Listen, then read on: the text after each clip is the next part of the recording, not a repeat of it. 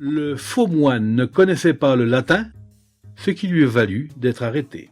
Les archives papier de l'Indépendant fourmillent d'informations et d'anecdotes originales. Bonjour, je suis Denis Dupont et je traque pour vous les pépites les plus intéressantes pour Je vous parle d'un temps, un podcast produit par l'Indépendant et présenté donc par Denis Dupont. Septembre 1971.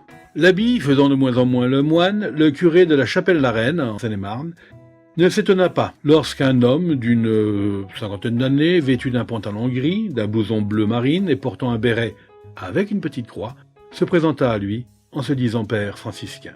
Il était yougoslave et ne parlait pour ainsi dire pas le français, mais il montra au curé de la paroisse une feuille de papier où il était écrit en langue française, et fort bien d'ailleurs, qu'il avait été autrefois sacristain, puis qu'il avait eu la vocation et avait fait quelques études dans des séminaires, mais avait été malade et se rendait à Lourdes.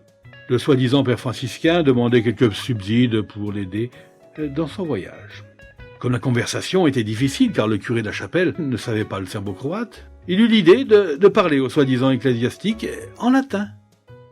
Mais il s'aperçut avec stupeur que le père franciscain ne savait pas un traître mot de latin, ce qui est quand même pour le moins troublant. Pris de méfiance, il lui demanda alors son passeport.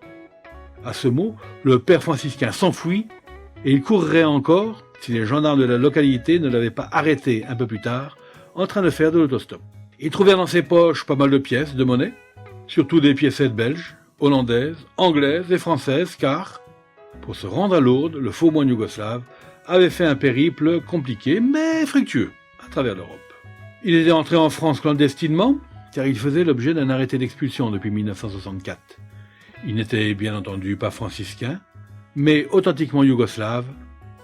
Le voyage vers Lourdes connaît pour l'instant une étape inattendue, à la prison de Fontainebleau où le faux franciscain a été conduit sous les inculpations de mendicité, infraction à l'arrêté d'expulsion, entrée clandestine en France, car le fait de s'être fait passer pour un ecclésiastique n'est pas un délit. C'était Je vous parle d'un temps, un podcast produit par l'Indépendant et présenté par Denis Dupont, à retrouver ici même, chaque semaine, voire parfois plus.